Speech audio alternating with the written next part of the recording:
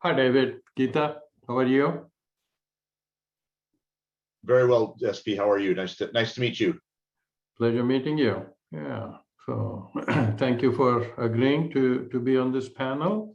I think it should be an interesting discussion. And Geeta, sorry for the last minute recognition that you might have to make few remarks. So keep them as short or as long as you would like. So, Thank you very much, SP. I appreciate it. yeah. So, Nice to meet you, Geeta. Nice to meet you too, David. mhm. It's always funny on these panels. You don't know anybody beforehand, but you make new friends, so that's good. Okay, well, let me also welcome back to the audience and who actually have been here with us. So, and I want to hand it over to SP Kathari, who will be the moderator for this session on financial disclosure. SP, it's all yours. Thank you, Debbie. Thank you. It's a pleasure to be here, and welcome to the session on disclosure and metrics as they relate to ESG. Awareness of and sensitivity toward climate change and associated risks, they have risen enormously in recent years. Naturally, there is a lot of talk about what should corporations be required to disclose, whether that disclosure requirement be standardized, and how it should be done. Hence the title of the session, Disclosure and Metrics. Disclosures can have multiple effects. First, disclosures can be informative to recipients and can therefore affect their investment decisions. And we heard this morning from Larry Fink himself as to how that might happen and how they at BlackRock are factoring that in their decisions. Second, disclosure can affect the behavior of those who disclose. And third, disclosure requirements impose a compliance and litigation risk burden on corporations, which ultimately is borne by all actors in an economy. So we have to be careful about not imposing too much regulation. Finally, disclosure can have a competitive cost to corporations, which may have welfare implications for the economy.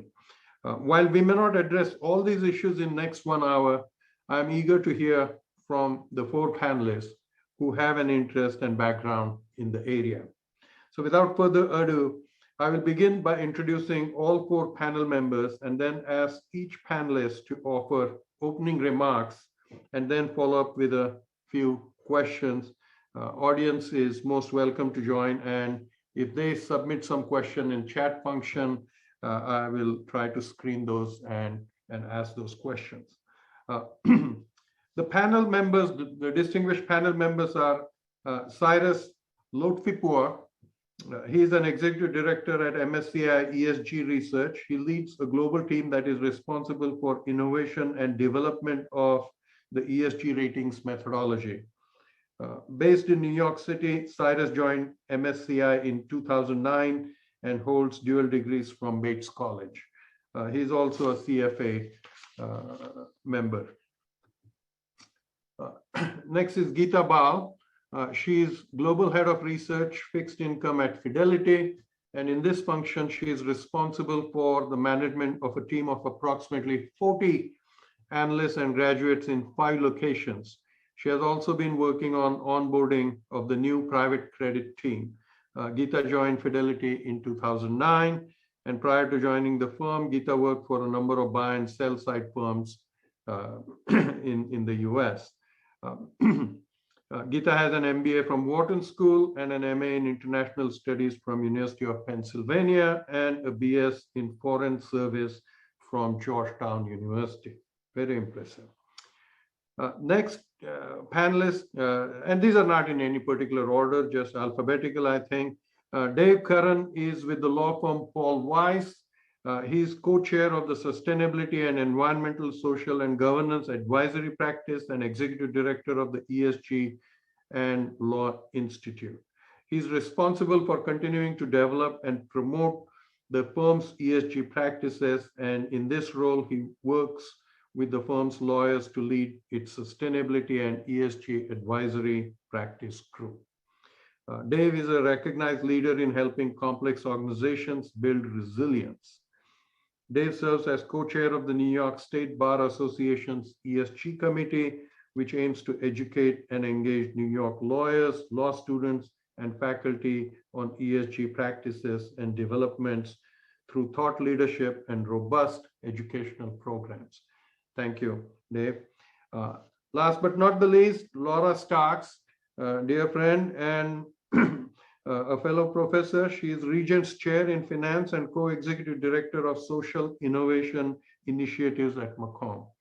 She teaches courses on environmental, social, and governance investing, philanthropy, global financial strategies, and other finance topics. She has previously served as Interim Dean, Associate Dean for Research, and Chairman of Department of Finance. She was also editor of Review of Financial Studies from 2008 to 14 and has won several research and teaching awards in her career. She is currently president-elect for the American Finance Association, and she is on multiple boards and so on and so forth. So very impressive group. I'm delighted that they are here, and I would like to begin by asking Cyrus to kick us off by giving some opening comments, remarks that he might have on disclosure and metrics, and then we will follow with the rest. Cyrus? Great, thanks, SP. And it's really a pleasure to be on this panel with such a diverse group of people from different aspects of the ESG value chain. As SP mentioned, I'm not going to go through a whole introduction of myself again, but I do want to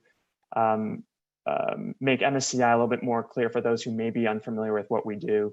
MSCI provides critical decision support tools to the investment community, including indexes, risk and portfolio analytics, and the reason why I'm here, critically ESG and climate research. We work with over 1,500 clients globally across the investment value chain, so that puts us in a unique position to influence and understand all the intricacies associated with ESG integration across various asset classes and investment strategies. I lead the team that's responsible for the MSCI ESG ratings model. So we're primarily concerned with helping investors evaluate the long-term resilience of companies to environmental, social, and governance risks. And over the past decade, we've invested in capabilities to provide a comprehensive set of tools to the global investment community, particularly in climate. And so I'm going to start things off just by addressing some of the, I think, probably more obvious aspects related to climate, but also the state of the disclosure and where we're seeing standards head.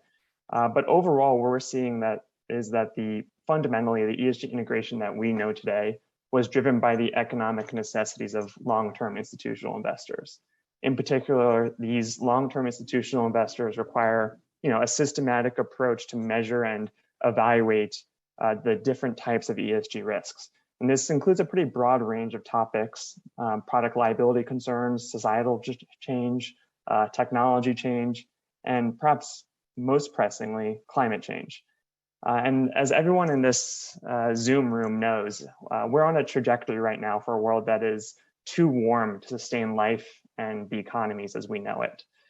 One of the harsh realities I think investors have come to terms with, and that we've come to terms with at MSCI, is that there are really very few companies in a typical portfolio that operate lines of businesses that are aligned with a net zero world. And investors are going to have to change things drastically, and they're also going to have to get a drastically different set of tools and data at their disposal. And that's where MSCI comes in. When we've looked at the emissions profiles of companies in MSCI's broadest market index, and that's around 9,000 firms in the MSCI All Country Investment Market Index, and we projected their emissions out several decades, we find that collectively these companies are going to cause global temperatures to rise by 3 degrees by the end of the century. Now, clearly that's not in line with the Paris Agreement, which is a big concern, but a bigger concern is that it's going to be catastrophic.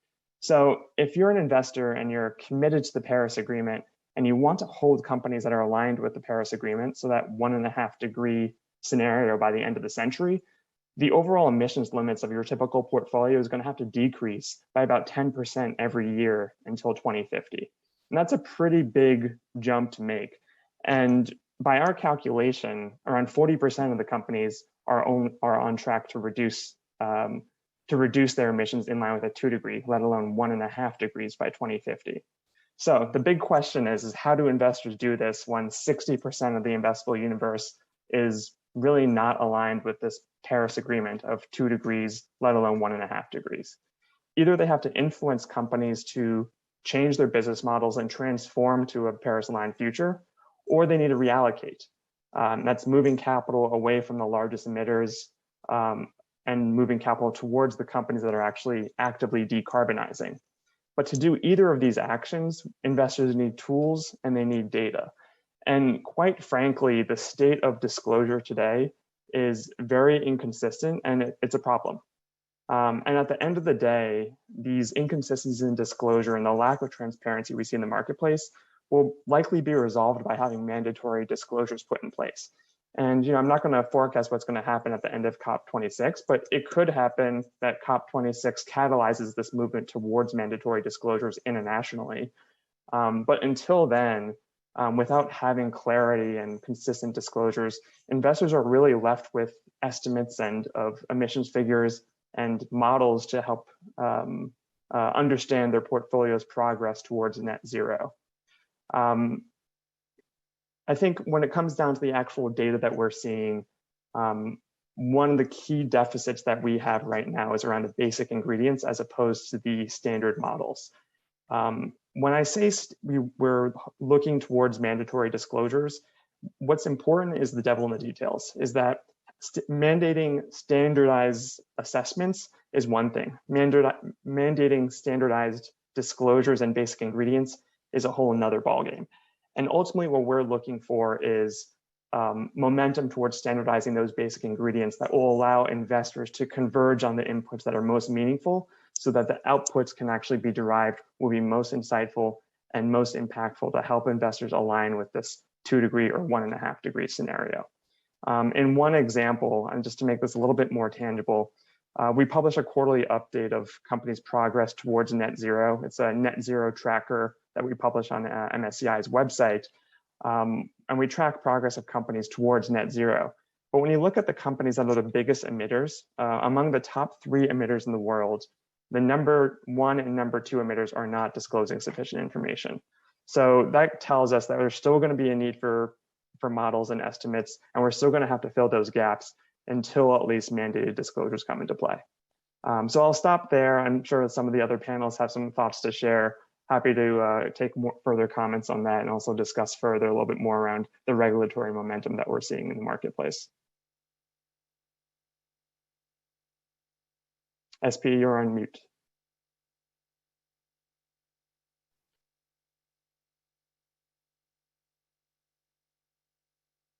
You're still on mute. Okay. There we go. So time is the charm. Thank you for those insightful comments, and also I think they provide a sense of direction as to what we should be looking for. And I'm sure other panelists will comment on that as well as the audience. So let us move on to Dave Curran. Dave? Thank you. And that was, Cyrus, it was really helpful. Thank you for that foundation. I think one of the things that I would underscore is the fact that people talk a lot about ratings agencies and data, and they actually haven't done the homework to understand some of the basic frameworks. So thank you very much for laying that out. I work at a law firm, but run a business practice within it focused on this intersection, or I would describe it as a collision between the regimes that everyone talks about from an environmental and social standpoint. But often what's overlooked is what I think the key ingredient for success is governance. And governance within most organizations, if not led by, is certainly the leading groups are the legal risk compliance ecosystems. And if one thinks that companies or governments are far behind, they should spend some time with the legal community in ESG. There isn't a single course in any law school in the world that requires lawyers to understand, law students to understand even what the E, S, and G stand for. And so they are generating by the tens of thousands lawyers who come out into the market working for the corporations that are supposed to be leaning into E and S and governance issues, and they don't know anything about the frameworks. They don't know anything about what MSCI does. They have no idea what TCFD, SASB, UNPRI are. And very importantly, they're the last people in the room with the board, with the CEO and management team on all important communications to the public. So they have no background and no knowledge, and they're opining and advising on these incredibly important regimes, and they don't have the training or background. So that's one of the things that we're helping focus on in what we do at Paul Weiss, is to educate clients who have leaned into a number of these very, very important and existential issues. But what's been lacking is the governance protocols. And there are a couple of really important things, and I'm happy to talk further about them, but that I would point out. I look at the integrity and the trustworthiness. I think most people are looking at international standards, whether companies meet them, and then either calling them out or applauding their achieving them. I actually look at the under the hood, so to speak, as we would say in the States, and find out whether the data that is being used, upon which ratings agencies, governments are acting, is in fact trustworthy. And I would challenge that most of it is not audited, is not pressure checked, and lacks verifiability often in many cases. So whatever the standard is, however important it is, third parties, the external stakeholders, are relying on mostly self-reported information that has not gone through the rigorous testing that, say, financial data has at most public companies, at all public companies, has not been audited, and is pocketed within organizations and then brought together, coalesced in a report or reports that then are distilled for engagement with government authorities, for example. So we focus a lot of our time on, and SP, you mentioned compliance and litigation. Without a doubt, in the US and elsewhere, we're going to see a surge of litigation investigations and focus because of that very point. Not necessarily because companies are conspiring to avert these standards. I look at it as a non-conspiracy. It is the bureaucracy, the inability of companies to coordinate across the enterprise in these large, especially the large companies that are global, and for the entire regime of ESG to catch up with the reality of what the businesses are structured to do. Accountants only recently are beginning to recognize the absolute materiality and financial consequences of ESG. I think it's been, thankfully, you mentioned, Cyrus, a catastrophe. The catastrophe is that somehow somebody declared that the key reputational issues of a company and the existential nature of what those issues represent were non-financial. I have no idea what non-financial assets are in a for-profit corporation, yet that has been the standard and regime forever. And lawyers, compliance, and related risk executives key off of how accountants declare assets. And if you think that trying to achieve net zero status is not material to your company, I would disagree. But yet that's the standard, in particular in the States, that has been applied. And so no companies have had to disclose in that area, or at least that's what they thought. So what we're finding now is that companies are really leaning into and trying to catch up with what a friend of mine described as predicting the present. What, in fact, do you have today to create?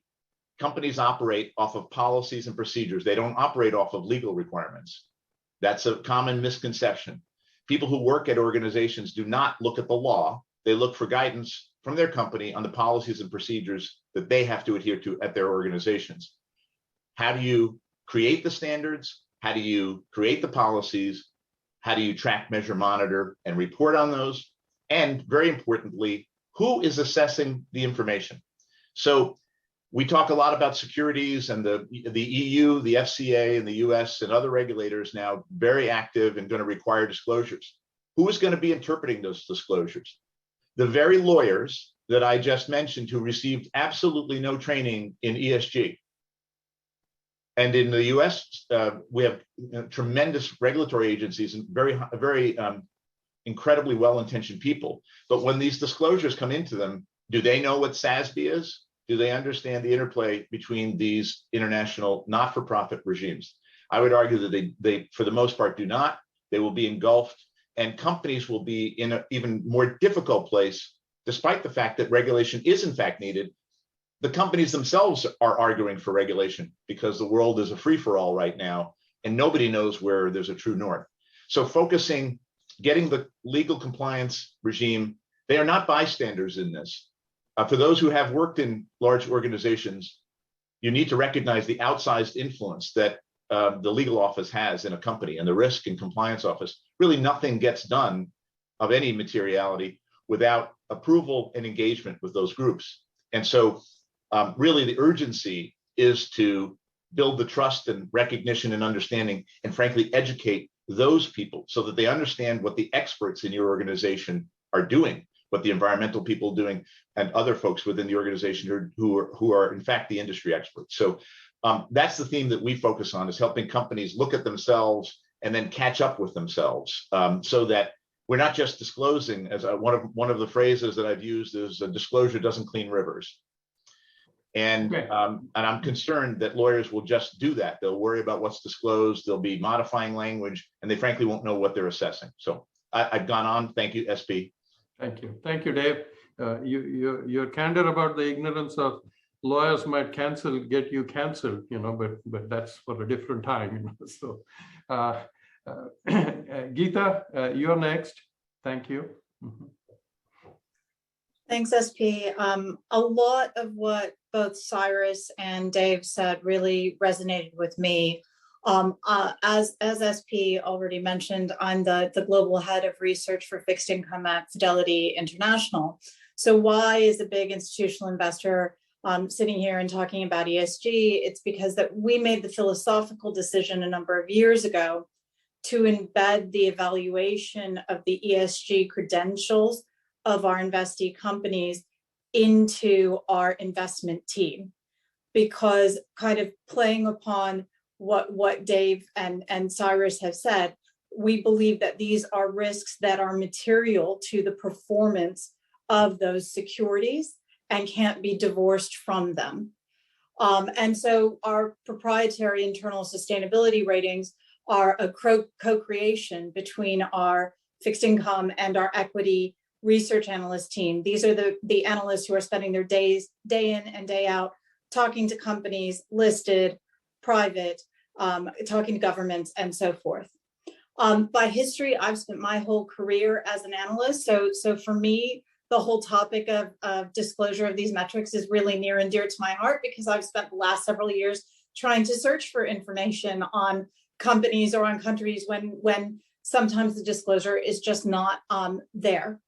I can speak firsthand to the challenges of trying to obtain often incomparable data, even between companies that are in similar sectors. But it's not just about what those companies are doing today. It's also even disclosures about future expectations of achieving net zero. There is no standardization in that either. And, while that sounds quite negative, what I would also say is that even now in markets where disclosure around ESG issues has been poor in historically, places like high yield or emerging markets, there has been a rapid catch up that we've seen just in the last 18 months, 2 years, where companies are increasingly focused on this no matter where they are in the market. They recognize that this is an imperative both for the planet, but also for the investor community being increasingly focused on this area. And one of the things that I think really resonated with me that Dave and Cyrus both referred to is that companies are actually asking us for guidance as to what they should be disclosing, what they should be measuring, what do we care about as an investor community. And one of the things that they've come back to us a number of times and said is that once they start measuring anything, carbon emissions, whatever it is, it actually starts to affect behavior straight away without even setting a new target. Just that simple act of measuring how much waste you're producing in your business has the effect of incentivizing people to reduce that waste because they realize it's too much. And so I think that these disclosures are going to be critical as we think in the years to come. So I think the task at hand, and it can probably only be achieved by some sort of standardization of the metrics that we're all looking at, is to both broaden the number of entities and issuers that are brought into our sustainability reporting frameworks, but also to get more standardization in what they are reporting, so it makes for easier comparability and allows us to do what we've all done with financial disclosure, which is to take the information that we're given and then be able to interpret it and have better conversations about how to improve in the future. And I will leave it there. Thank you. Thank you, Geeta. Next, we have Laura Starks, please. Thank you, SP. I am very pleased to be on this panel, and I've enjoyed it so much, and so many important points have been brought up by Cyrus, Dave, and Geeta. I have been teaching ESG investing for 10 years. I think I had one of the first classes on this. And I've also been conducting research in the area. So I'm going to talk a little bit about the research. In particular, my co-authors and I have been conducting research about climate risk and the disclosures of companies and how investors think about these. So this gets right into what Geeta was talking about. And so in this survey of institutional investors worldwide, regarding climate risk disclosure, we found that 79% of the respondents believe climate risk disclosure to be at least as important as financial disclosure. We also found that investors are engaging with their portfolio companies to have disclosure improved. The statistic that I found was striking was that 59% of these investors plan to engage their portfolio companies to report according to the recommendations of the TCFD. Further, there's other people's research, such as that by Dimson, Caracas, and Lee, which shows that engagements by investor coalitions can result in firms making changes to their fundamental climate risk.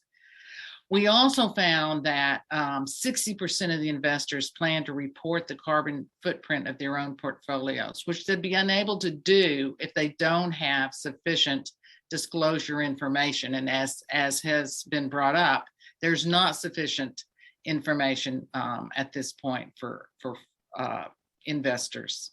I just want to point out one more thing, which is this demand for climate risk reporting.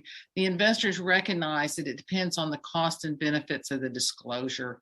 And so in our research, my co-authors and I find evidence that disclosure demand by investors is affected by climate-specific disclosure costs and benefits. So for example, firms that have high proprietary disclosure costs, they're going to be less willing to disclose. On the other hand, large firms with lower information production costs are going to be more willing to disclose. So I think what we find is that the investors take these issues into account, and we have challenges that I think we'll be speaking about more. Thank you. Thank you, Laura. To kick us off, following your comments, let me ask one what I think is basic question. I think in disclosure, there are two dimensions, right? One is, what is the contribution by way of, say, CO2 emission, carbon emissions, or some? What is it that a corporation is doing? Disclosures about that. And the other is about risk of impact of climate change, right? For an insurance company, they might be relatively low emitters of CO2, but they might face a huge amount of risk, which might be 10, 20, 30 years down the road of what others are doing and how that might influence their insurance payouts, and therefore the financial risk that an insurance company faces. So in terms of the metrics, what is it that we are talking about?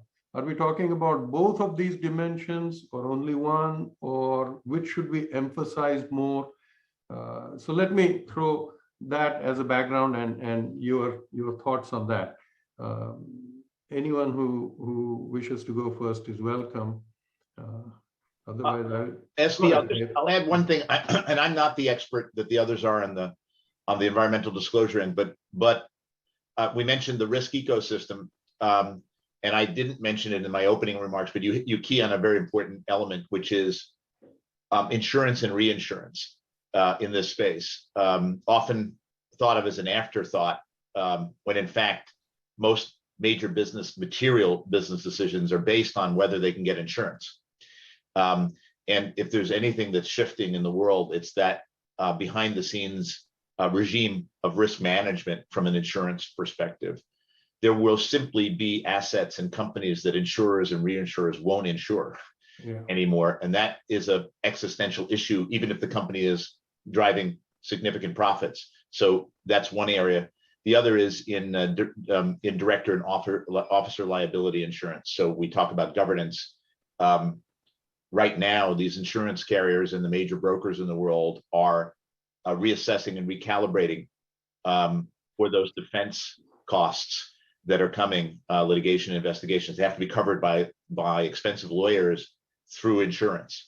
And there are companies to play off of what Geeta was talking about that are making sure that management and the boards are doing their homework, they're doing their work, they're actually looking at the data that they're publishing to make sure that they meet their standards, so that if there are claims, and there will be claims, even if they're not valid, that ecosystem is lined up. So I just thought I'd add that, and there are notable reinsurers who've said that they're not going to reinsure in certain spheres, and that's a potential catastrophic issue for those industries.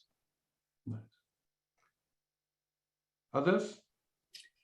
I was going to say, I think what we generally focus on when we are talking about disclosures in this respect is on the impact that companies and other issuing entities are having on the environment, rather than the risks that they are taking away from the risks of doing nothing.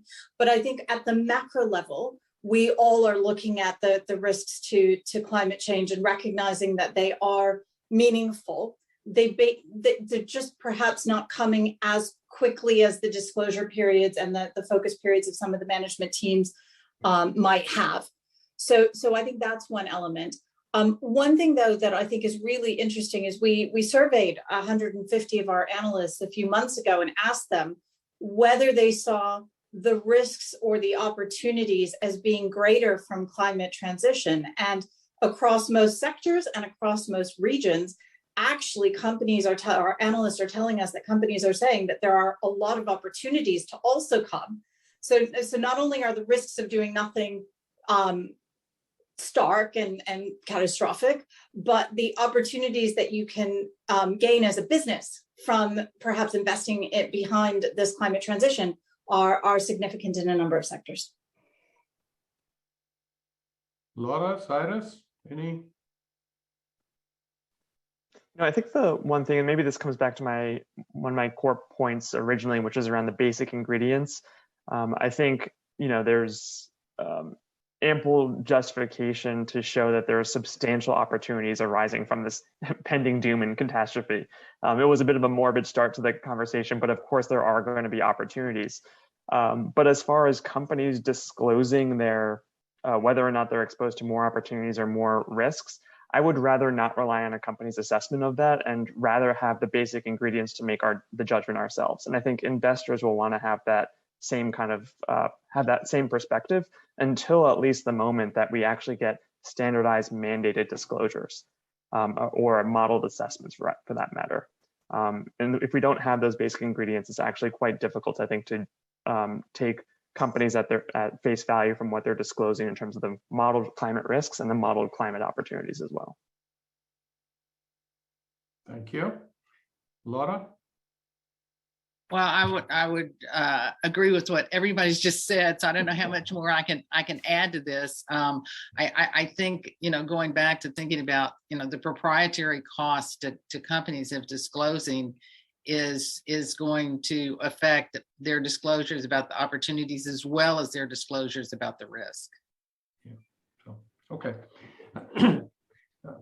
I think it is, as a general observation, it is easier to report what is a company's contribution. And when I say contribution, it's in a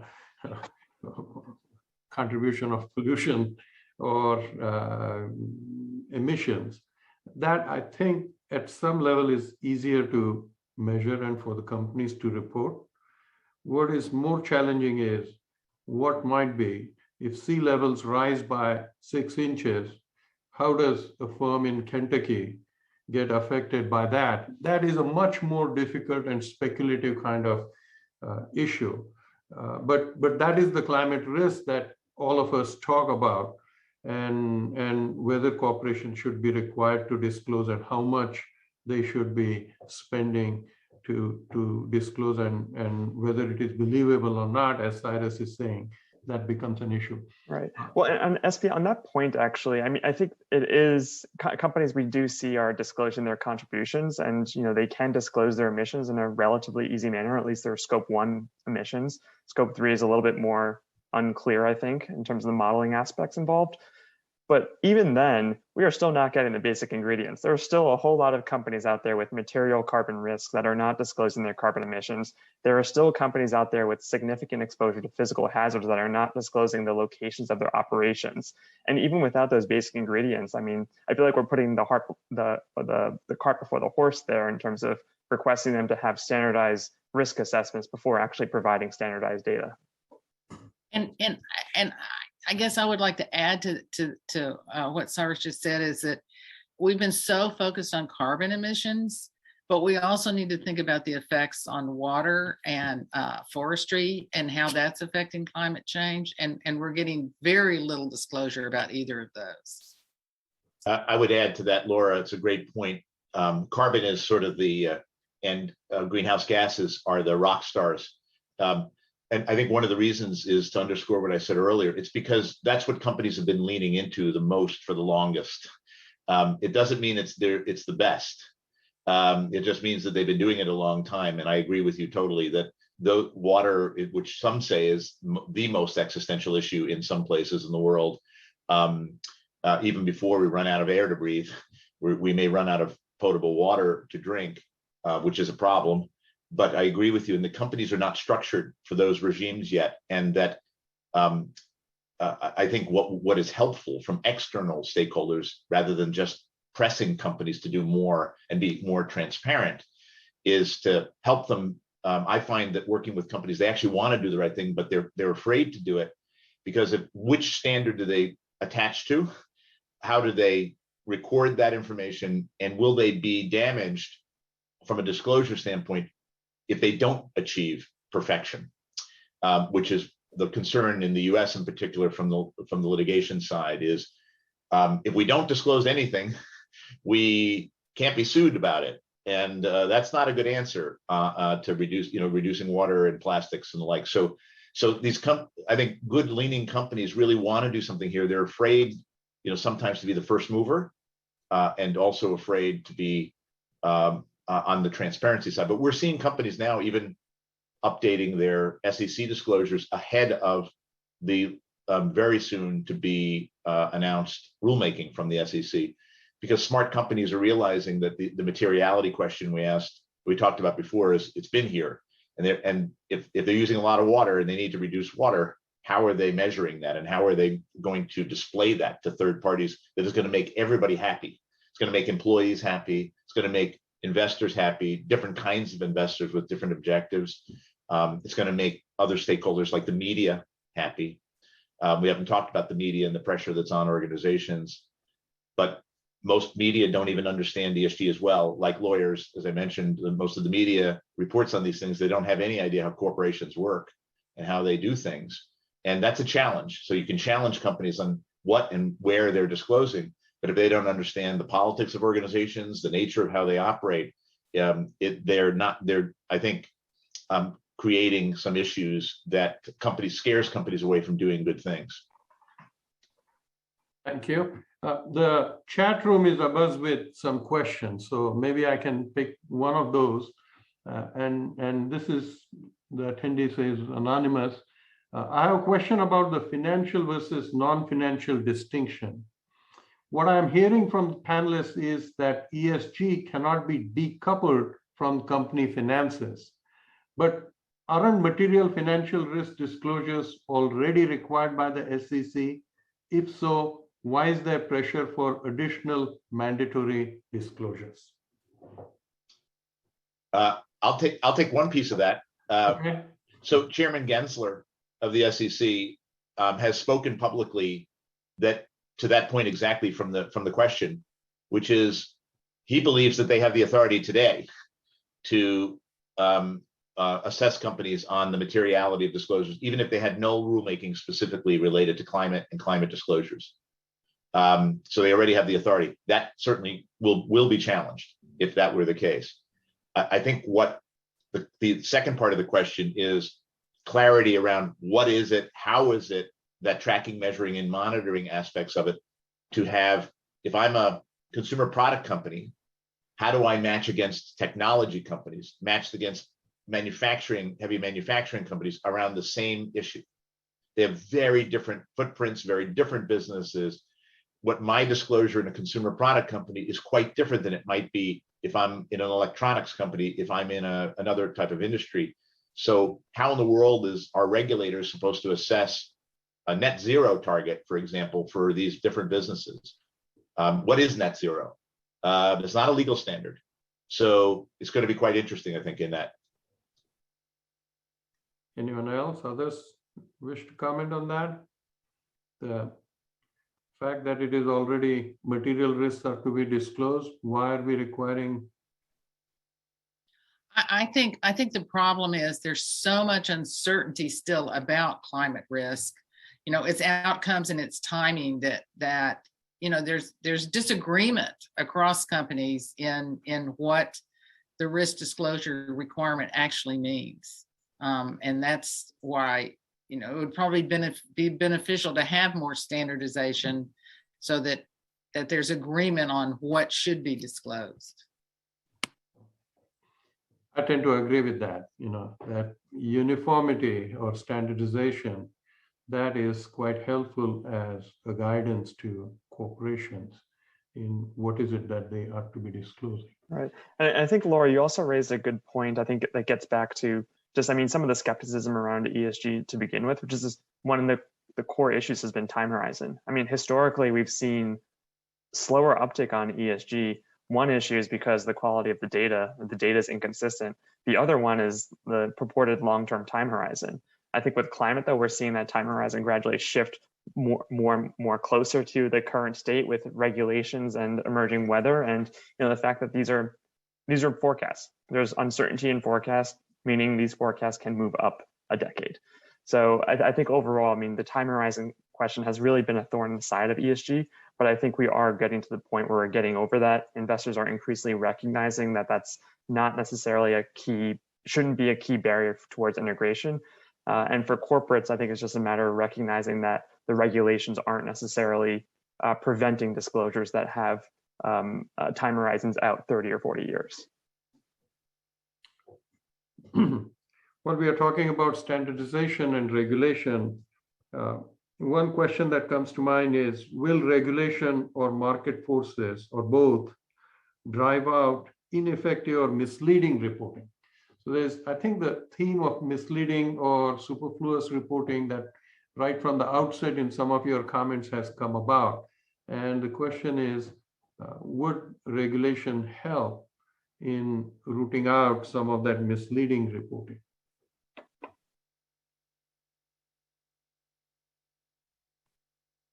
Cyrus, your thoughts?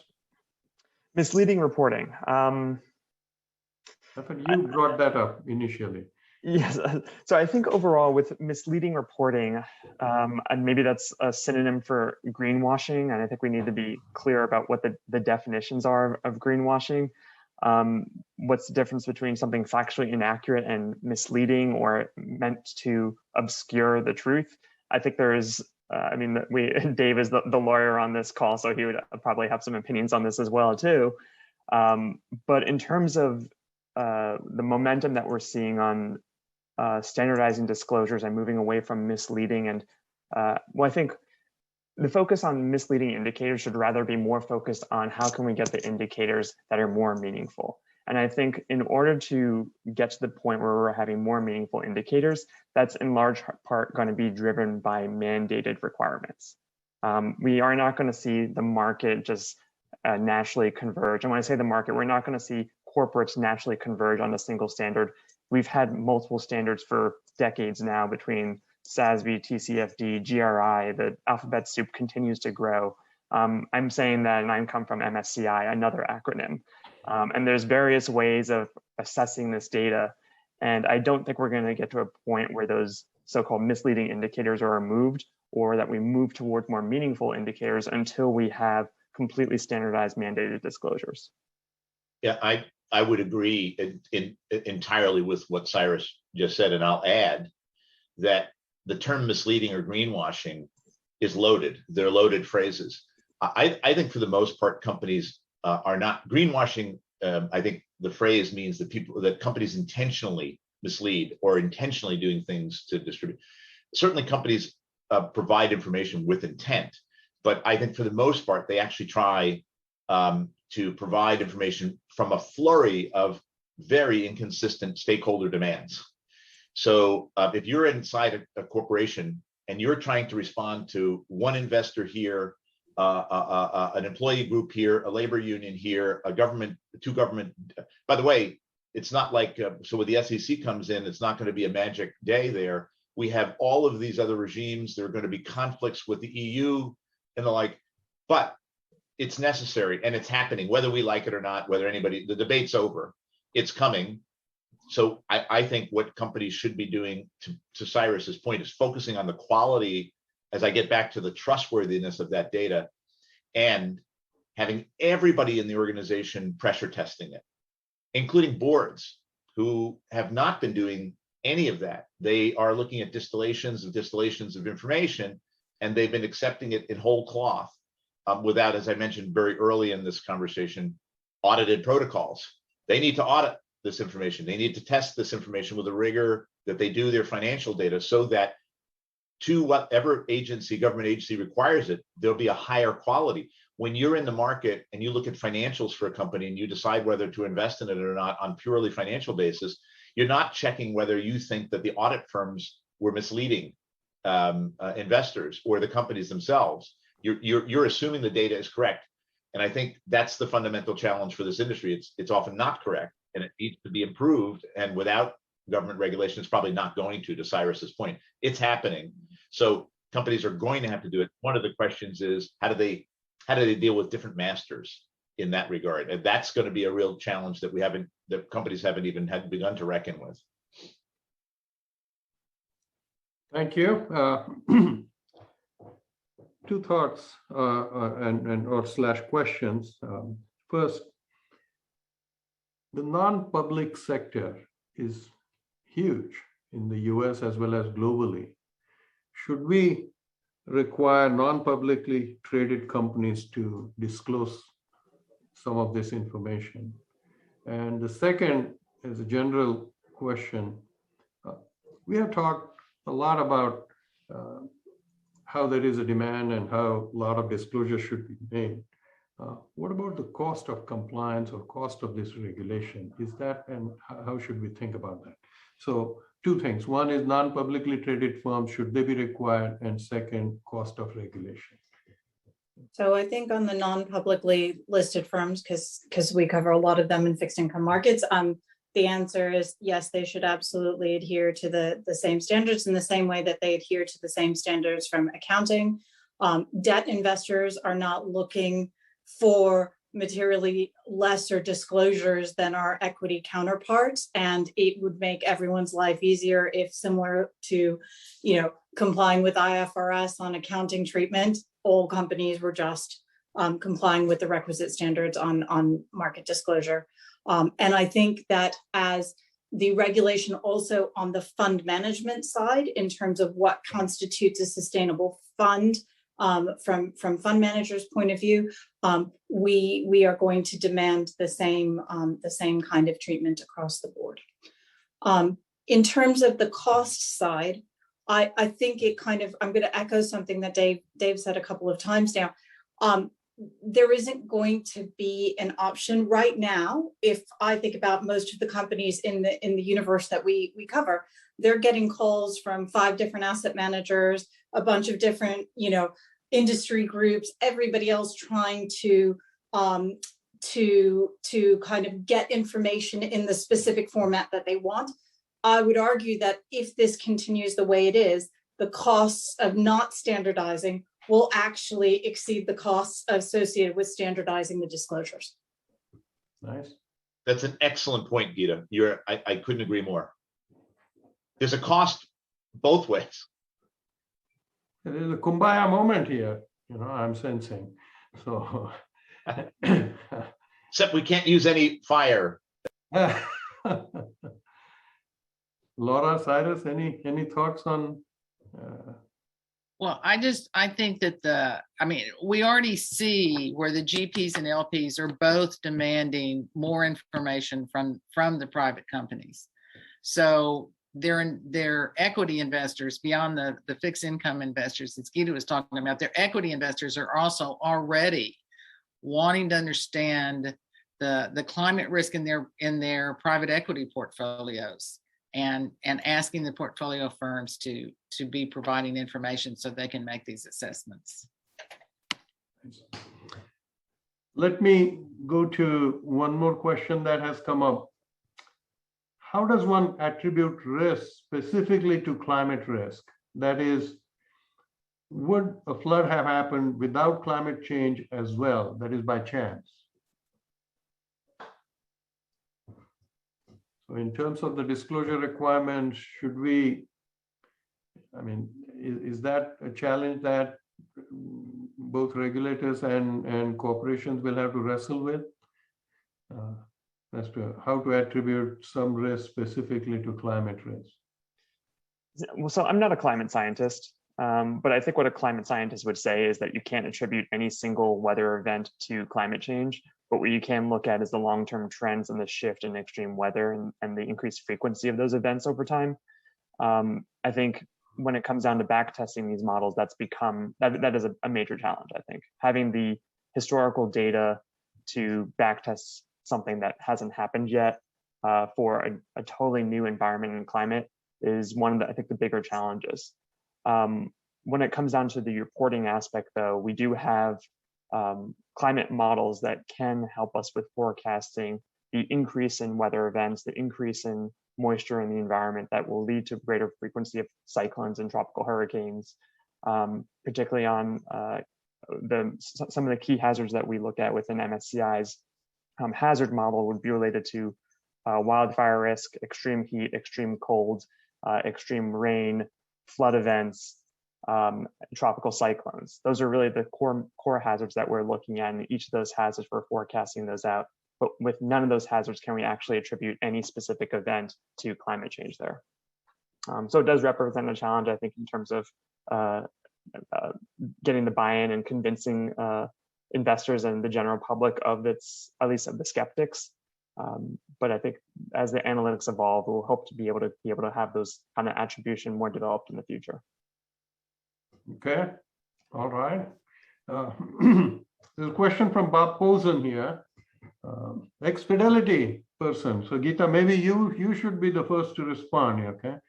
The IFRS Foundation is creating a new sustainability board, which will set uniform baseline disclosures for publicly traded companies. The board will build on the value of foundation and the TCFD. Does the panel support the new board? Yes, no. This is an easy question. Do you support the new creation of that new board? Gita, let me start with you. I don't know enough about the new board, but in general, I generally support the idea of creation of standardization of disclosure frameworks. Yes. Okay, Cyrus. Sorry, what was the board in particular? Can you say? The IFRS Foundation is IFRS. creating a new sustainability board. Yes. Okay. Yeah. Yeah, of course. But I mean, we say that though, and there's what's going to be the next organization after that to have a standardization, quote unquote. I mean, IFRS is particularly influential, and I think that is going to trickle down. But the greater standardization we have, the better, I think. Laura? Yeah, I agree with this. There seems to be more coalition. The Value Foundation is a merger of the IIRC and the SASB. So having more coalitions across, and across the world, I think will be very helpful. Dave? Yeah, I don't know enough about the details. I agree with everybody that consolidation, I think more is not better in ESG. We have plenty of more. We need fewer acronyms and more focus on the quality. One of the questions in the box is we've been talking entirely about the E here, and I totally agree with the questioner. We haven't even touched the S, and I actually think that's the biggest ticking time bomb for organizations. Many organizations have had regimes that are dealing with E for many years. The ones in the S category, which also are going to be required for disclosure, also require some form of standardization, are even much more difficult. But anything that consolidates and reduces acronyms, I'm a fan of. Good. All right. I know, Geeta, you specialize in debt securities, fixed income and debt securities. Now, my understanding is like municipal bonds, there are literally tens of thousands of those that are issued annually, right? Now, what is the belief here that each municipal bond, and they are for 10, 20, 30 years horizon, so they are exposed to a lot of risk, and goes to the point that Cyrus was making earlier about the climate models or other things. Do you want all of them to disclose what risks they face, tens of thousands, and they each conducting some study or something and coming up with details? What is it that you envision? This is where I kind of get stuck, that climate risk, which might be affecting the financials of a company anywhere immediately or maybe 10, 20 years from now. But it's a lot of work, a lot of science. Scientists are struggling to come up with answers. Do we want a group of lawyers and accountants to sit and make that disclosure of how much the company is exposed to climate risk over a 20-year horizon?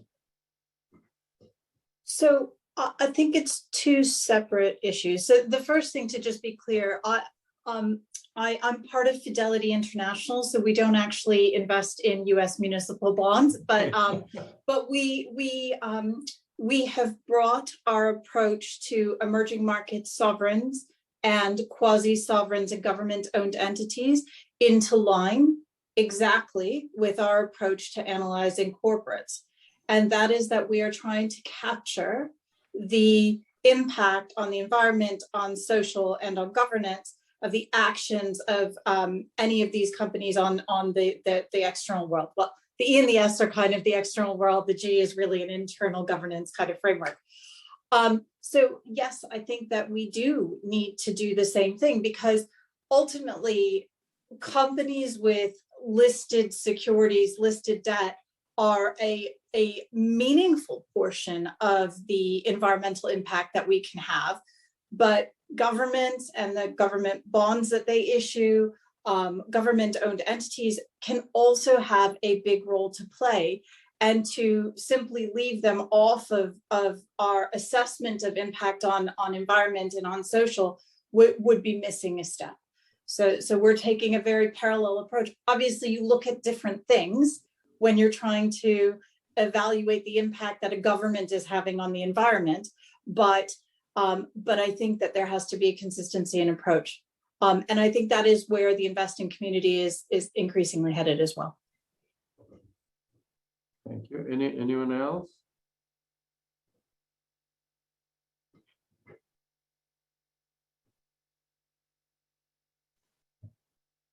Final question. I will. Okay. how do you assess companies that do not disclose? And this, I think Cyrus earlier was mentioning, what if someone does not disclose? How does one estimate emissions and impact on their equity, debt, etc.? Right. So I'm glad that question was asked, because the one thing that was popping into my mind is that we've been talking for the last 40 minutes about the state of disclosure, how it's not good enough. I don't think we should be, I mean, you can talk endlessly about the state of affairs and the lack of information and how we all want more data and more standardization and greater convergence between all the standards. But that's not reality. Reality is that we need to come up with solutions to help investors assess the risk now. How MSCI deals with it is primarily through alternative data sources. We do leverage regulatory data sources in particular to help inform our view when companies are really not providing the information that we need. Regulatory databases from the FDA to the EPA to various regulatory databases in Europe, Australia, and Asia help us extrapolate on information that wouldn't otherwise be available. Take one example with the EPA's greenhouse gas reporting program. There are many companies in the US that don't disclose their greenhouse gas emissions to investors in their annual reports and their sustainability reports, yet the information is available at the facility level for any facility that generates more than 50,000 tons of emissions. And that's spread around 9,000 facilities in the United States. And we can attribute that to a company, have a better view of what our estimate is, and supplement that with known relationships between a company's business activities and the amount of emissions it releases. This information will also give us a more granular view of its locations data, because we know companies aren't giving us granular locations data, and that feeds into our analysis of water stress, biodiversity, other issues that require more localized geospatial analysis. So I think in the absence of disclosure, my core answer is that we find the data, even if it's not being disclosed by corporates, but it may be disclosed by regulator. Well, thank you. We are running out of time. I mean, this can go on. This is an interesting topic, and the discussion can go on a lot longer, but unfortunately, we have to wrap things up. I can't thank you enough for taking the time, for being so insightful and so helpful in commenting on an issue that is of great importance to many of us, if not all of us. So thank you again. And thank you, Debbie, for giving me an opportunity to moderate this session and for hosting this conference. Bye. Great, thank you, SP. And that was a great panel. We'll be back in about 8 minutes with the next session, so everyone can take a break.